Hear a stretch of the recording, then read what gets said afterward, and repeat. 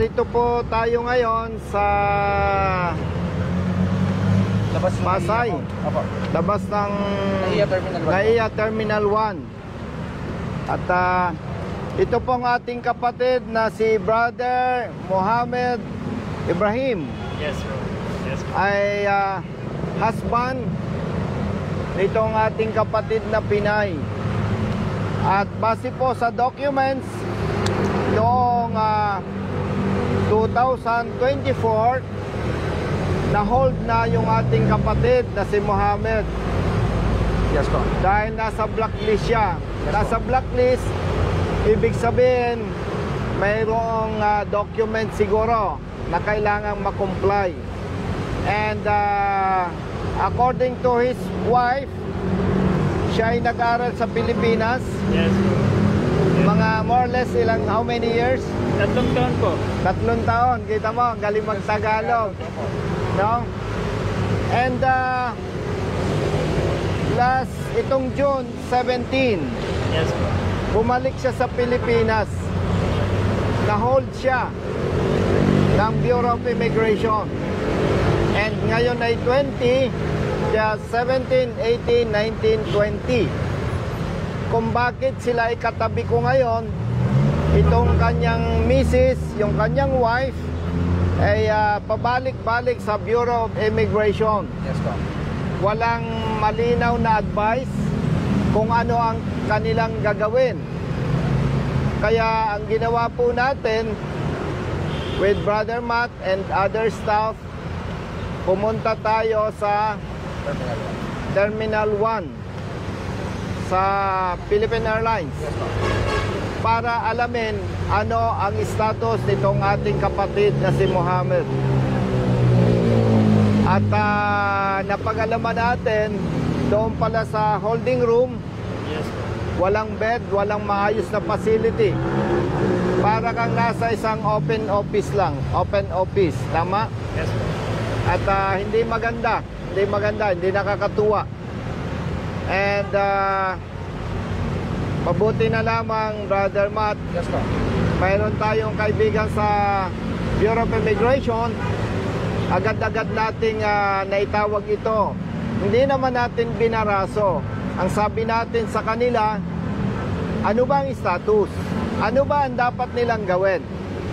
So nakita nila sa files na sila ay may application, may mga resibo ng pinagbayaran, at yung kanilang application ay dated October 11, 2024. At ngayon ay June 20, 2025.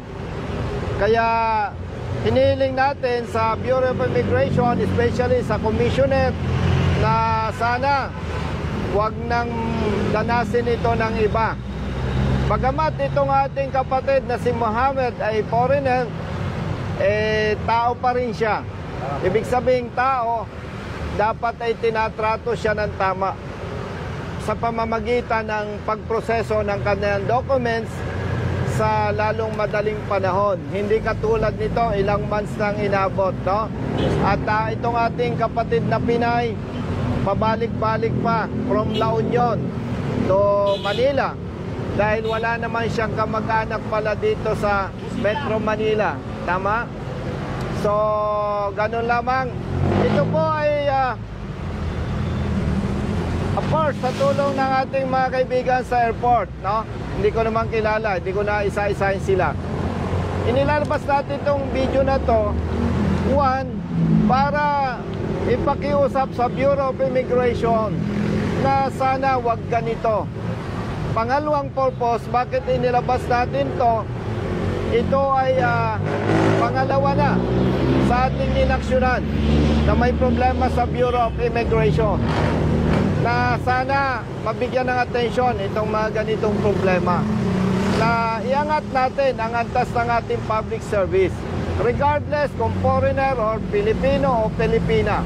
Dapat ayusin natin ang serbisyo at huwag nang maulit pa. Kanina merong security area na hindi kami pwedeng mag-video. Siyempre, respeto sa authority, hindi kami nag-insist. Yes po. Kaya doon sa aming pag-uusap, doon sa proseso, ay wala kaming video. By the way, tama-tama, ang aking t-shirt ngayon ay Real Service Advocates of the Philippines, hindi Road Safety Advocates of the Philippines. Binuo namin ang Real Service Advocates of the Philippines, RSAP, para hindi sasabihin ng iba, masyadong epal si Colonel Busita. Pati hindi problema ng motorista pinapakialaman. At sa ating mga kababayan na magkakaproblema, na nangangailangan ng tulong, Yes sir, basta legal, basta tama, kakampi po ninyo kami. Congratulations. Thank you. Thank you, sir. Thank you, sir. Congratulations. I'ma make a